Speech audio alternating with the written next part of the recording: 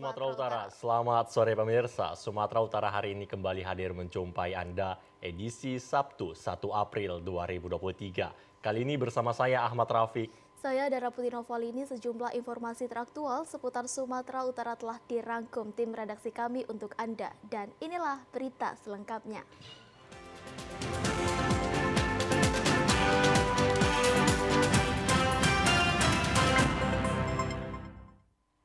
Informasi pertama pemirsa, petugas unit Reskrim Polsek Medan Area meringkus seorang pelaku pembunuhan berinisial D alias Ahan.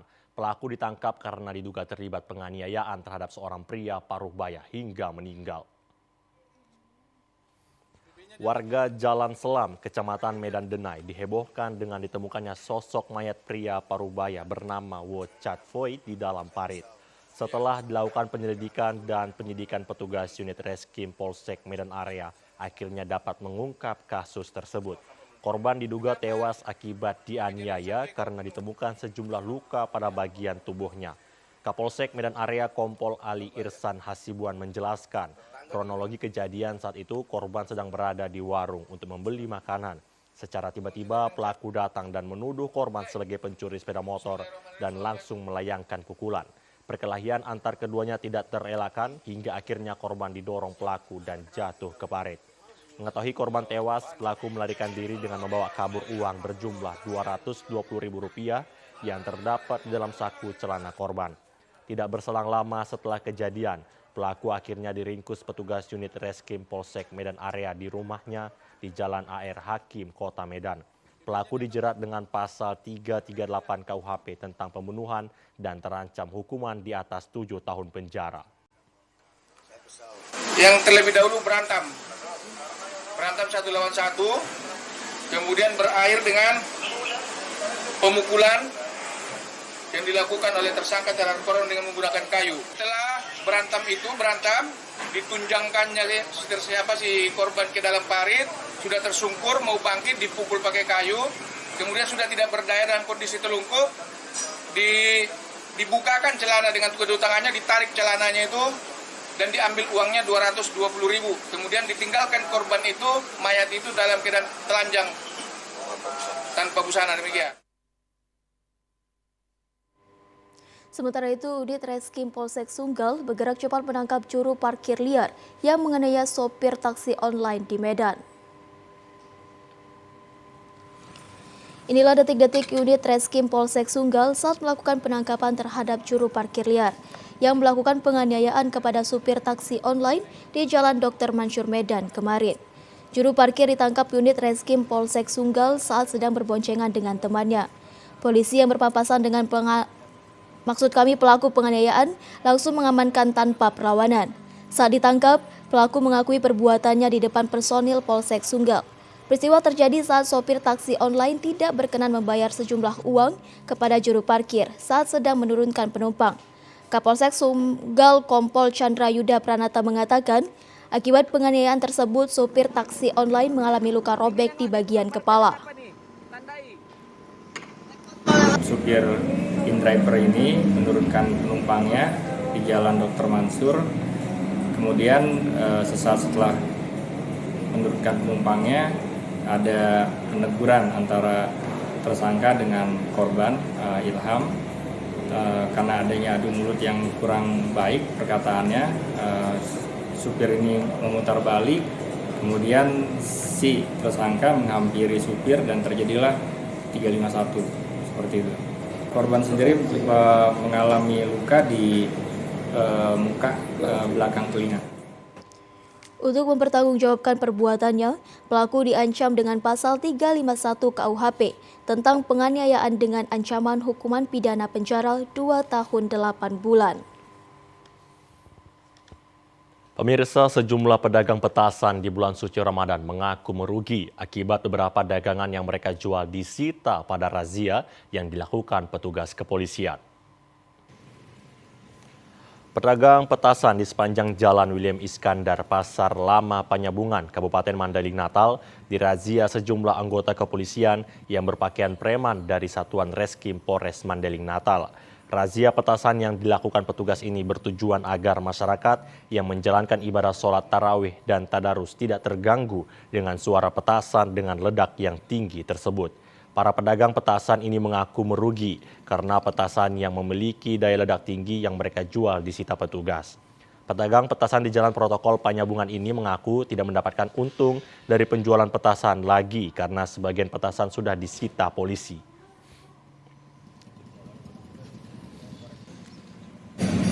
Itu ada berapa biji tadi yang disita, Bang? Ada 3. Memang itu daya ledaknya tinggi, Bang, ya? Ya nggak terlalu tinggi sih. Nggak terlalu tinggi? Ya, ada yang tinggi lagi tapi nggak kita jual. Oh, nggak dijual, Bang, ya? Ya, Ada yang disita, Bang, ya? ada. Itu kira-kira kalau disita itu rugi nggak itu, Bang? Ya, Rugi juga?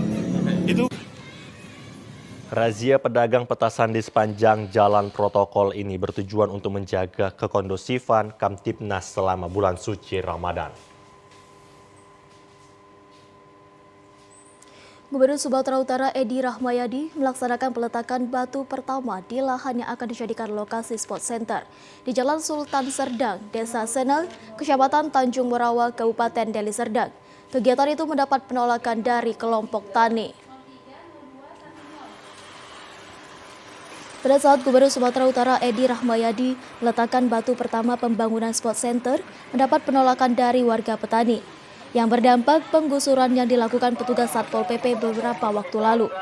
Puluhan perwakilan petani ini menggelar aksi demo di Jalan Arteri Bandara Kuala Namu dengan membawa spanduk berisikan kecaman terhadap Gubernur Sumut yang dianggap berbohong kepada masyarakat, serta memohon kepada Presiden Joko Widodo karena lahan sawah dan ladang jagung serta rumah mereka telah dirusak oleh petugas Satpol PP. Aksi demo yang dilakukan petani ini disebabkan Gubernur Sumatera Utara Edi Rahmayadi tengah melakukan peletakan batu pertama di lahan yang akan dibangun sport center. Puluhan masa petani dihadang pihak kepolisian untuk tidak mendekat ke lokasi kegiatan. Sempat terjadi aksi saling dorong antar warga dengan aparat kepolisian. Menurut salah seorang petani korban penggusuran, Wagie mengatakan, aksi penggusuran yang dilakukan petugas Satpol PP dinilai tidak manusiawi dan tidak berpihak kepada rakyat. Seluruh tanaman miliknya dirusak dan belum mendapatkan ganti rugi. Orang tuanya lumpuh pun dikeluarkan. Lahan pertaniannya? Ada ini semua udah hancur semua, Pak. Tinggal padi lah, sama masjid lah yang belum dihancurkan sama mereka. Selain padi dan apa lagi?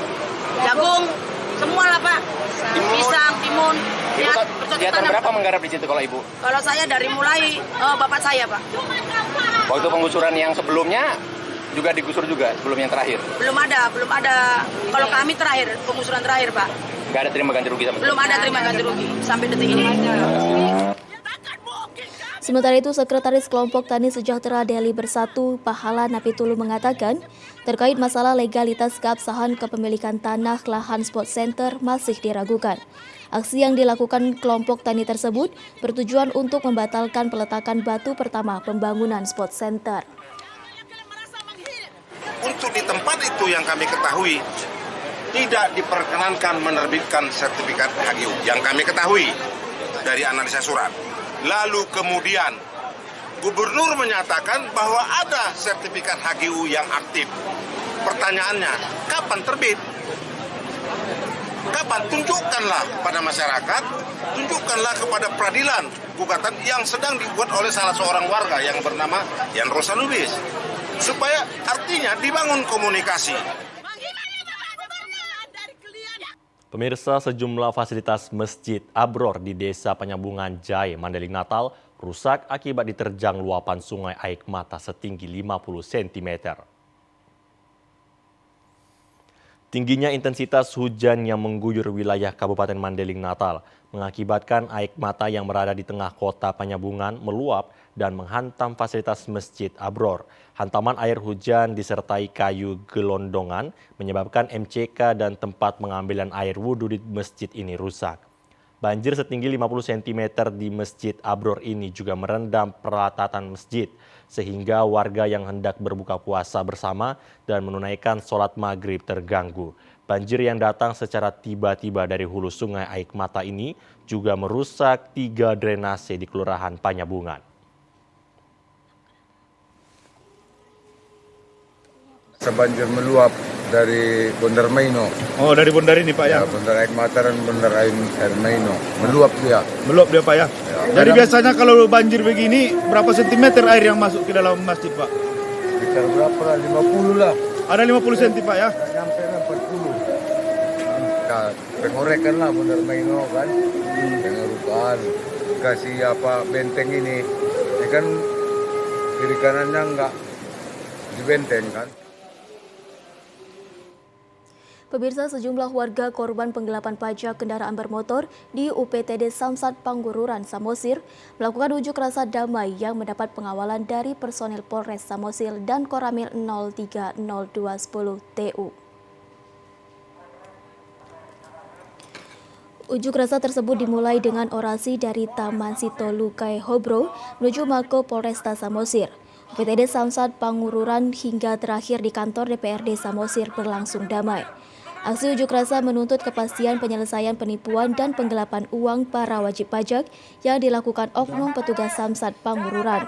Koordinator aksi damai Boris Situmorang dalam orasinya meminta Kapolres Samosir yang baru harus mampu mengungkapkan kasus penggelapan ini hingga tuntas. Para korban wajib pajak yang mencapai ratusan orang akan mendukung Kapolda Sumut dan Kapolres Tobal untuk mengusut tuntas kasus penipuan dan penggelapan ini. Di Medan yang mohon maaf. Semua tuntutan kami agar segera secepatnya ditindaklanjuti dan begitu juga masalah surat-surat jalan. Dan selanjutnya kami tadi ke Samsat Panggururan. Di situ juga kami diterima oleh Kabupaten yang baru Bapak Denny Meliala. Di situ juga kami menyampaikan tuntutan kami dan selanjutnya digiring langsung ke DPRD, kantor DPRD. Sementara itu, Kepala UPT Samsat Panggururan Denny Rofi S. Maliala kepada korban penipuan pajak kendaraan mengatakan, semua tuntutan para korban akan disampaikan ke pimpinan di provinsi dan berjanji akan menyelesaikan masalah ini sesegera mungkin. Pihaknya juga meminta 5 orang perwakilan dari aksi pengunjuk rasa untuk dapat berdiskusi di aula rapat kantor Samsat.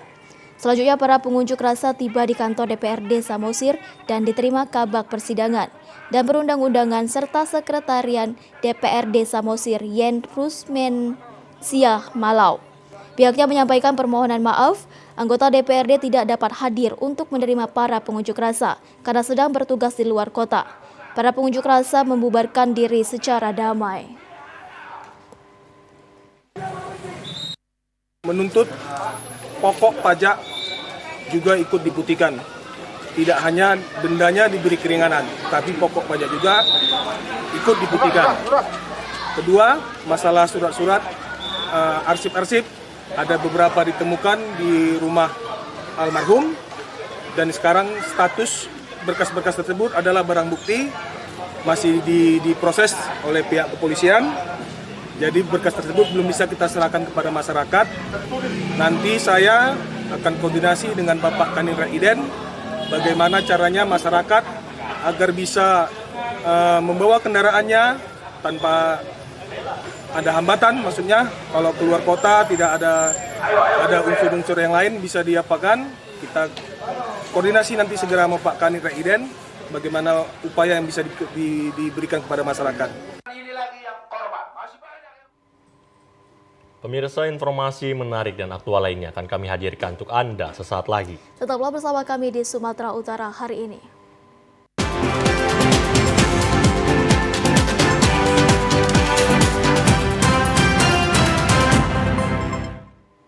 Terima kasih pemirsa, Anda masih di program Sumatera Utara hari ini. Informasi selanjutnya, pembangunan Masjid Al-Ihsan yang berada di Desa 3 Regemuk, Kecamatan Pantai Labu, Kabupaten Deli Serdang terlihat mangkrak. Sementara warga berharap tahun ini dapat melaksanakan sholat tarawih dan Idul Fitri di masjid ini. Masjid Al-Ihsan ini dibangun menggunakan dana CSR dari PT Citra Hindo Pratama, salah satu perusahaan penggali pasir laut di Kecamatan Pantai Labu, Kabupaten Deli Serdang, dengan biaya 750 juta rupiah. Namun hingga saat ini pembangunan Masjid Al-Ihsan terlihat mangkrak dan belum dapat digunakan untuk beribadah. Mangkraknya pembangunan Masjid Al-Ihsan ini sekitar 4 bulan lalu dan belum dipastikan apa penyebab terhentinya pembangunan masjid ini. Sedangkan biaya untuk pembangunan Masjid Al-Ihsan ini cukup besar, yakni 750 juta rupiah, yang dikeluarkan oleh PT Citatra Hindo, salah satu perusahaan penggali pasir laut di Kecamatan Pantai Labu. Kondisi Masjid Al-Ihsan terlihat belum di lantai, tidak ada jendela, dan perlengkapan pengeras suara. Bendahara pengurus Masjid Al-Ihsan Syahril mengatakan, dana sebesar 350 juta rupiah untuk pembangunan Masjid Al-Ihsan ini tidak sesuai. Seharusnya dengan biaya tersebut, masjid ini sudah selesai, minimal bisa digunakan masyarakat untuk beribadah. Masyarakat nggak ada, orang tuh bangun-bangun gitu aja. Tahu-tahu Bapak tengok tukangnya pun udah datang. Bangun sekarang ya kayak ginilah bangunannya. Jadi awal janji kami sama dia, ini kalau dananya segitu katanya nggak siap. Ya kau siapkan aja seberapa siapnya, Bapak bilang. Nyatanya sampai sekarang pun terbengkalai. Banyak masyarakat yang komplain tentang permasalahan dana yang sebesar 350 juta ini tidak sesuai bangunan. Sementara Kepala Desa Regemuk Mulyadi mengatakan, dana pembangunan desa ini dikelola oleh pelaksana pembangunan yang ditunjuk oleh pemerintah desa sebelumnya. Dan dana tersebut tidak masuk ke rekening desa melainkan ke rekening pribadi, sehingga tidak ada transparansi biaya pengeluaran pada pembangunan masjid tersebut. Seharusnya diharapkan dana itu masuk ke rekening desa dulu, baru kemudian bisa digunakan pembangunannya, dan di mana seperti yang kita ketahui Pak Hendrik itulah pelaksana pembangunan masjid. Setelah diperiksa oleh inspektorat, ternyata nilai yang dibangun itu tidak sesuai dengan yang diharapkan. Kira-kira seperti itu. Jadi mungkin dari inspektorat akan memberikan rincian dananya sehingga Pak Hendrik dapat mengembalikan sisanya. Warga berharap Masjid Al-Ihsan ini dapat segera diselesaikan pembangunannya. Minimal bisa digunakan masyarakat untuk melaksanakan sholat Idul Fitri 1444 Hijriah. Sementara itu pemirsa, KPUD Serdang Bedage melakukan sosialisasi daerah pemilihan dan jumlah kursi pada pemilu 2024 kepada seluruh partai politik dan instansi terkait. Kabupaten Serdang Bedage menetapkan 5 daerah pemilihan dengan jumlah 45 kursi. Hal tersebut disampaikan Komisioner KPUD Serdang Bedage Ardiansyah Hasibuan kepada awak media di sela-sela kegiatan sosialisasi dapil dan jumlah kursi. Pada kesempatan tersebut, KPUD Serdang Bedage bersama sejumlah partai politik dan instansi terkait telah menetapkan 5 dapil yang terbagi dalam Dapil 1 meliputi Kecamatan Pantai Cermin dan Perbaungan dengan jumlah 11 kursi. Dapil 2 Teluk Mengkudu dan Tanjung Beringin 6 kursi. Dapil 3 Kecamatan Seirampa, Seibamban dan Pegajahan terdapat 10 kursi. Dan Dapil 4 Kecamatan Sipispis, Tulok Masihul, Kotari, Silindak, Serbajadi, dan Bintang Bayu terdapat 10 kursi. Dan yang terakhir, Dapil 5, Bandar Kalipa, Dolok Merawan, Tebing Tinggi, dan Kecamatan Tebing Syah Bandar terdapat 8 kursi. Ada beberapa usulan dari partai politik di kecamatan terkait jumlah kursi yang diusulkan ke KPU. Namun sampai hari ini KPU Pusat tidak mengabulkan usulan tersebut. Maka dengan adanya sosialisasi dapil dan jumlah kursi ini masih sama dengan pemilu tahun 2019 lalu. Dengan total kursi yang diperebutkan sejumlah 45 kursi dan 5 dapil.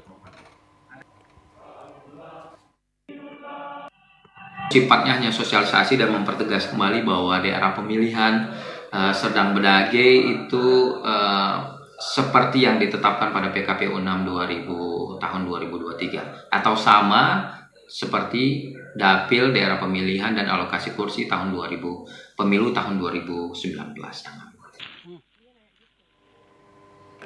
Sementara itu pemirsa, guna mendorong inovasi ekonomi digital, Bank Indonesia Sumut gelar Pre-Event Festival Ekonomi Digital FEKDI 2023 yang dikemas dalam Sumut Rakuler Ramadan Fiesta 2023 di Pos Blok Medan sore kemarin. Sumut Rakuler Ramadan Fiesta dirangkai melalui berbagai kegiatan edukasi keuangan, pameran produk, dan workshop untuk UMKM, perlombaan, serta fun games yang digelar di Pos Blok Kantor Pos Medan dari 31 Maret hingga 9 April 2023. Deputi Kepala Perwakilan Bank Indonesia Provinsi Sumatera Utara Aska Subhan Ami Nur Rido pada pembukaan FEKDI 2023 itu menyebutkan, Sumut Rakuler yang dikemas dalam Ramadan Fiesta 2023 ini merupakan bagian dari pre-event FEKDI 2023. Menurutnya, ajang ini secara tahunan rutin diselenggarakan Bank Indonesia dan Kementerian Perekonomian serta kementerian lembaga lainnya. Sebagai ajang etalase inovasi produk layanan serta sinergi kebijakan ekonomi dan keuangan digital di level nasional. Pada ajang ini tidak hanya terbatas pada informasi mengenai kanal pembayaran non-tunai dan digital, pengunjung juga akan memperoleh informasi mengenai cinta, bangga, dan paham rupiah. Pelindungan konsumen serta berbagai materi menarik untuk mendukung UMKM Go Digital. Aska mengungkapkan transaksi digital di Sumatera Utara dari tahun ke tahun terus menunjukkan perkembangan yang signifikan. Tercatat transaksi nominal uang elektronik sampai Februari 2023 sebesar 2,7 triliun atau naik 22,68% dengan volume transaksi sebanyak 26,5 juta transaksi. Kenaikan transaksi dengan uang elektronik sejalan dengan penggunaan QRIS yang terus meningkat. Mana kita terus-menerus mendorong transaksi non-tunai, salah satunya adalah melalui Quick Response Indonesian Standard. Itu merupakan transaksi pembayaran non-tunai berbasis QR dengan menggunakan HP yang mudah-mudahan itu lebih memudahkan kita dalam transaksi. Sasarannya kepada masyarakat kita perkenalkan untuk transaksi non-tunai, selain tetap juga kegiatan transaksi non-tunai itu tunai itu tetap berjalan, tetapi juga kita dorong karena negara makin maju, transaksi tunainya makin besar. Salah satu transaksi tunai yang pertama mungkin salah satunya adalah melalui kartu, kemudian berkembang lagi menjadi sekarang ini berbasis QR atau menggunakan handphone. Jadi Bapak Ibu kalau ketinggalan dompet nggak apa-apa, tapi ketinggalan HP aman, gitu kurang lebih untuk transaksi keuangan. Melalui ajang pre-event FEKDI Sumut Rakuler 2023 ini, diharapkan dapat mendukung peningkatan pemahaman masyarakat terkait keuangan digital, disertai dengan peningkatan literasi dan keberdayaan konsumen pengguna layanan digital di Kota Medan. Pada Jumat kedua bulan Ramadan 1444 Hijriah, Polres Labuan Batu Selatan mengadakan Jumat curhat di Masjid An-Nur di Jalinsum Blok Songo, Kabupaten Labuan Batu Selatan yang baru diresmikan. Sebelum melakukan Jumat curhat, Kapolres Labuan Batu Selatan AKBP Catur Sungkono terlebih dahulu melaksanakan sholat Jumat yang diikuti ratusan jamaah. Khotib Jumat diisi oleh Wakil Bupati Labuan Batu Selatan. Pada kesempatan tersebut, Kapolres Labuan Batu Selatan AKBP Catur Sungkowo pada Jumat curhat memberikan himbauan agar masyarakat menjaga keamanan, saling bertoleransi terhadap agama lain, serta dapat menjaga barang milik jamaah saat melaksanakan sholat tarawih dan sholat subuh. Selain itu, bagi kalangan remaja dihimbau tidak melakukan aksi kebut-kebutan setelah selesai tarawih maupun sholat subuh untuk menjaga kondutivitas saat menjalankan ibadah puasa.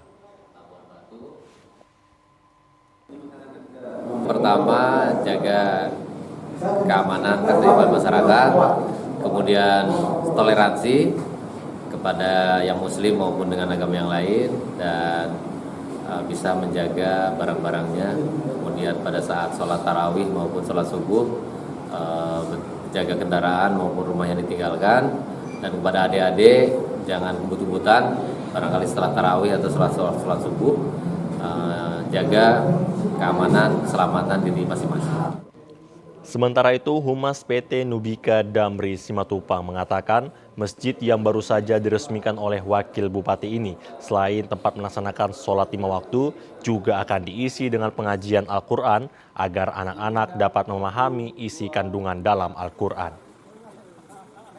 Selain ibadah sholat 5 waktu sehari semalam, kita juga akan melakukan pengajian Al-Quran dari mengajar di masjid ini. Nantinya harapan kita anak-anak yang ada di komplek ini menjadi dapat tahfiz Quran, juga dapat membaca Al-Quran dengan baik. Itu saja. Pemirsa, informasi lainnya akan kami hadirkan saat lagi. Tetaplah bersama kami di Sumatera Utara hari ini.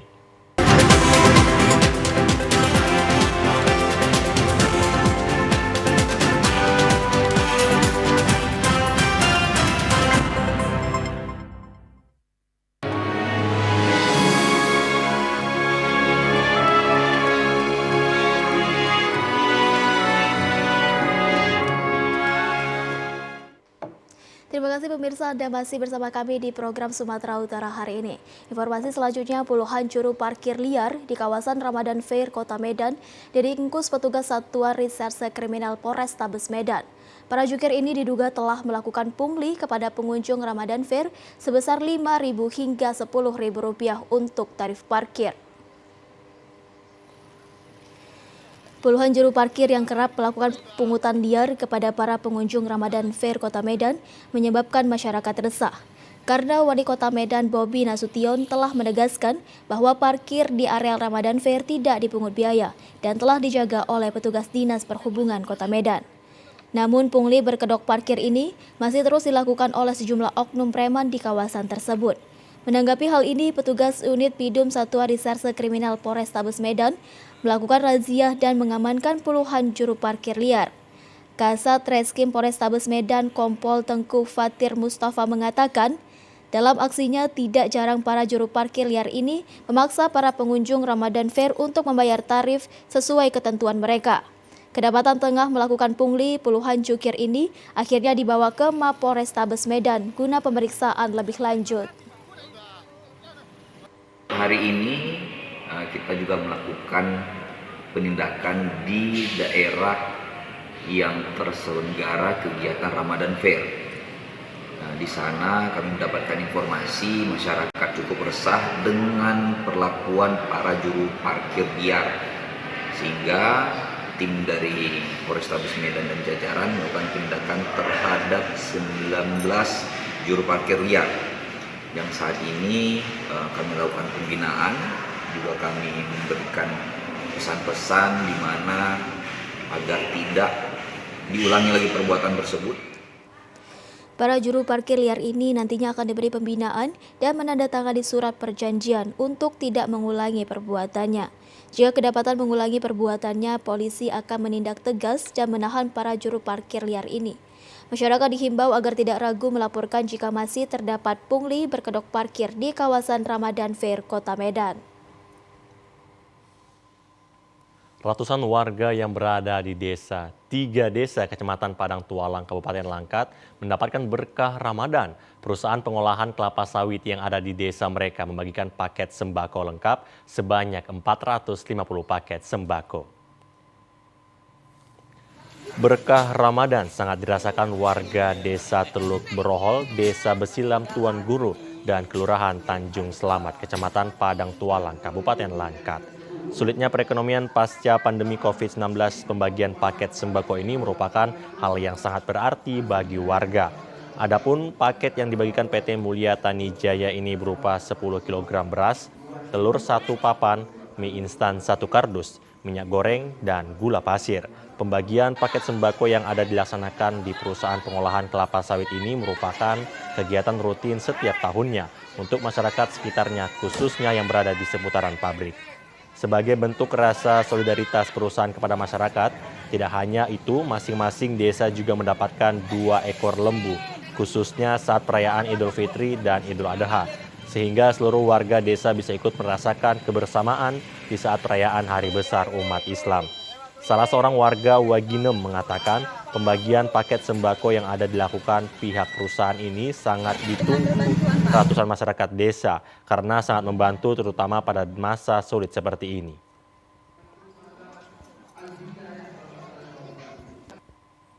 Apa aja yang dapat, Bu? Dapat beras, indomie, gula, telur. Dari mana bantuan itu? Dari PT Pradijaya. Pabrik apa itu? Pabrik sawit. Tiap tahun. Tiap tahun ya?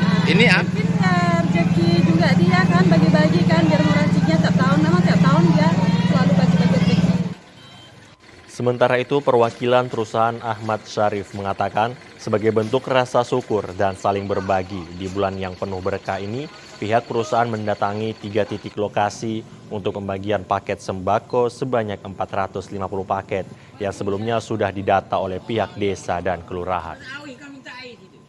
Memberikan bantuan kepada masyarakat setempat. Sembako merupakan bantuan sembako yang berisikan beras, telur, minyak makan, dan mie instan ya, yang memang kita adakan rutinitas setiap bulan suci Ramadan biar supaya bagi itu umat muslim berkah.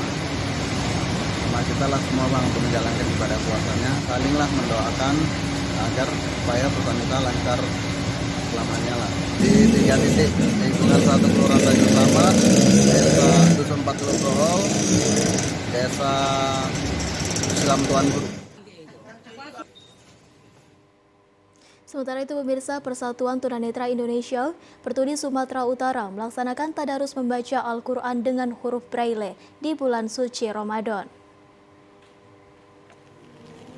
Puluhan tunanetra melaksanakan tadarus Al-Quran menggunakan huruf Braille di kantor Dewan Pengurus Daerah Persatuan Tunanetra Sumatera Utara di Jalan Sampul Medan kemarin. Kegiatan tadarus Al-Quran dilaksanakan dengan metode bergantian. Setiap tunanetra bergiliran membaca Al-Quran dengan huruf Braille. Dengan semangat yang tinggi, penyandang disabilitas ini menargetkan khatam membaca Al-Quran di akhir Ramadan ini. Petugas Biro Agama Islam Pertuni Sumut, Khairil Anwar mengatakan, tadarus membaca Al-Quran di bulan suci Ramadan selain menambah ilmu agama, para tunanetra juga berharap limpahan pahala di bulan suci Ramadan. Tunanetra yang telah menjuarai lomba Musabaqah Tilawatil Quran MTQ turut membantu mendengar bacaan para tunanetra lainnya. Dengan cara bergantian membacakan ayat-ayat suci Al-Quran, layaknya manusia normal, para tunanetra ini menggunakan jari tangan yang telah terampil membaca huruf demi huruf Braille berisikan ayat-ayat Al-Quran. Lantunan ayat-ayat suci Al-Quran yang mereka bawakan terdengar fasih. Petugas Biro Agama Islam Pertuni Sumut Khairil Anwar menambahkan, jemaah Pertuni Sumut dibagi per kelompok dalam bertadarus membaca Al-Quran. Khusus nggak ada, cuman kita setiap hari Kamis rutinitas, kita hari Kamis kita buat hari pengajian, lantas sama fungsinya dengan tadarus, yang membaca kemudian ada yang menyimak. Kalau salah kita betulkan, dan berurut. Itu mulai belum puasa sampai sekarang berurut terus sampai khatam. Nah, itu pelan-pelan setiap hari Kamis dilakukan. Meskipun sudah memiliki Al-Quran huruf Braille yang lengkap, namun beberapa titik sudah mulai kabur bahkan hilang. Hal ini menjadi kendala karena beberapa bacaan tidak sempurna akibat tanda bacanya hilang. Para penyandang disabilitas ini berharap bantuan dari relawan karena pasca COVID-19 mereka tidak memiliki pekerjaan. Masyarakat Tapanuli Selatan, Sumatera Utara kini memiliki kebanggaan dengan keberadaan Masjid Agung Syahrun Nur sebagai pusat syiar Islam. Masjid ini terletak di komplek perkantoran Kabupaten Tapanuli Selatan ini telah berhasil membuat tertarik masyarakat yang melintas. Bangunan yang bergaya arsitektur Turki dan Timur Tengah ini memadukan desainnya dengan ornamen lokal yang begitu megah dan indah. Tidak heran jika saat pertama kali dibuka, keberadaan masjid ini sudah viral di laman media sosial. Bangunan yang memiliki satu kubah masjid dengan 4 menara ini sekilas tampak terlihat Masjid Nabawi di Madinah. Namun, suasana khas Kabupaten Tapanuli Selatan tetap melekat pada bangunan masjid. Pada bangunan masjid terdapat banyak ukiran singap dengan campuran warna merah, hijau, dan putih layaknya kain ulos. Ide kreatif ini juga mengadopsi dari konsep desain rumah adat Tapanuli Selatan, terlihat dari bentuk diagonal, silang-silang, dan segitiga yang menjadi ciri khas rumah tradisional tersebut. Suasana Timur Tengah semakin melekat saat berada di dalam Masjid Agung Syahrun Nur Sipirok. Ada bagian kubah masjid terlihat ukuran indah kaligrafi, dipadu dengan lampu hias yang megah. Namun bukan hanya itu saja, karena ukuran kaligrafi seperti pada pintu Ka'bah terpampang jelas di depan mihrab. Lokasinya yang berada di antara bukit barisan membuat suasana sejuk sangat terasa di dalam masjid walaupun tanpa pendingin ruangan. Keindahan Masjid Agung Syahrun Nur Sipirok membuat banyak orang yang melintas terpesona dan selalu ingin singgah di lokasi ini. Selain melakukan ibadah sholat di Masjid Agung Syahrun Nur Sipirok, mereka juga dapat menikmati keindahan masjid. Tidak sedikit pengunjung yang takjub dengan keindahan masjid dengan suasananya dan penampilannya yang sangat megah tersebut. Mengajak semua orang yang melihatnya untuk datang beribadah di rumah Allah yang suci ini. Selain mewah dan bangunan ikonik ini juga merupakan masjid terbesar di Tapanuli Selatan, Masjid Agung Syahrun Nur Sipirok yang berdiri di atas lahan seluas 5.000 meter persegi ini dapat menampung sekitar 2.500 jemaah termasuk bangunan outdoor dan koridor.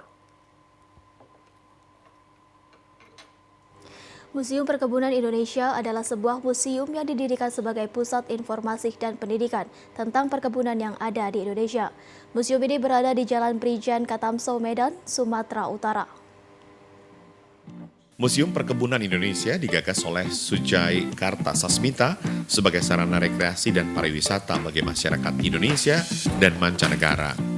Pembangunan museum juga ditujukan untuk menambah ilmu pengetahuan mengenai kebun yang ada di Indonesia. Museum ini diresmikan pada 10 Desember 2016, ditandai dengan penandatanganan prasasti mantan Gubernur Sumatera Utara Tengku Eri Nuradi dan Direktur Jenderal Perkebunan Kementerian Pertanian Bambang, serta Ketua Pembina Museum Perkebunan Indonesia Sujai Kartasasmita. Gedung ini memiliki 2 lantai yang menyimpan banyak penjelasan seputar perkebunan pada masa lampau dan memamerkan koleksi hasil kebun serta sejarahnya. Untuk lantai 1 didesain dengan grafis dan konteks kekinian perkebunan. Di lantai 1 ini dijelaskan tentang Indonesia adalah produsen kelas dunia dari berbagai tanaman perkebunan termasuk kelapa, kelapa sawit, karet, kopi, teh, gula, dan kakao. Seperti lada atau piper albilin merupakan salah satu rempah terpenting di antara rempah lainnya. Indonesia adalah salah satu penghasil utama lada yang memasok 80% dari kebutuhan dunia sebelum Perang Dunia Kedua. Buah pala adalah tanaman asli Pulau Banda dan Halmahera. Indonesia mampu mensuplai 60-75% kebutuhan pasar dunia. Di lantai 1 ini menjelaskan tentang sejarah perkebunan kelapa sawit hingga diolah menjadi minyak goreng. Museum Perkebunan ini sangat tepat untuk menambah ilmu pengetahuan para pelajar dan mahasiswa. Terbukti setiap harinya banyak dikunjungi pelajar dari tingkat SD hingga SMA serta mahasiswa. Saya sebagai mahasiswa kan perlu eksplor keluar, terutama tentang perkebunan juga. Kalau dilestarikan sih perlu, karena kan banyak generasi-generasi selanjutnya yang akan datang yang harus dikasih tahu biar nggak ketinggalan sama sejarah dari perkebunan tersebut. Saya sangat senang sekali berkunjung ke Museum Perkebunan Indonesia. Karena di sini saya dapat melihat berbagai hal tentang perkebunan seperti coklat, tembakau, sawit, dan banyak hal lainnya. Saya sangat senang melihat benda-benda yang bersejarah yang masih tersimpan di dalam museum saya, dan teman-teman berharap sekolah setiap tahun melakukan trip untuk menambah pengetahuan kami. Tadi kami juga sempat foto-foto di dalam dan seru banget. Pada lantai 2 terdapat artefak perkebunan masa lampau hingga kini dan terdapat 3 ruangan yakni ruang Sultan Mamun Al-Rasid, ruang Said Abdullah, dan ruang Jacobus Ninhius. Petugas museum mengaku setiap hari mendapat kunjungan dari sekolah dan masyarakat umum. Untuk tiket masuk ke dalam museum ini sangat murah dan buka setiap hari dari pukul 9 sampai pukul 18 waktu Indonesia bagian Barat. Museum ini juga sering dijadikan sebagai tempat penelitian oleh sejumlah mahasiswa.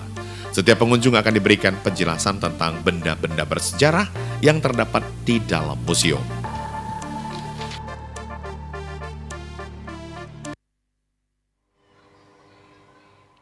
Pemirsa, berikut kita simak informasi perakiraan cuaca esok hari dari Badan Meteorologi, Klimatologi, dan Geofisika Wilayah 1 Medan.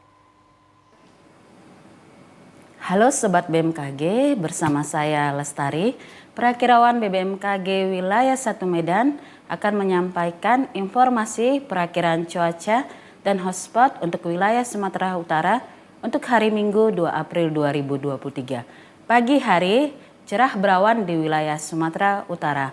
Siang hingga sore hari, berpeluang hujan ringan hingga lebat di sebagian besar wilayah Sumatera Utara, dengan hujan lebat terjadi di wilayah Langkat, Karo, Simalungun, Asahan, Samosir, dan Pematang Siantar. Untuk malam hari, berpeluang hujan ringan hingga lebat di sebagian besar wilayah Sumatera Utara. Hujan lebat terjadi di wilayah Mandaling Natal, Fakfak Barat, Humbang Hasudutan, Tapanuli Selatan, Langkat, dan Karo. Untuk dini hari, berpeluang hujan ringan di wilayah Kepulauan Nias.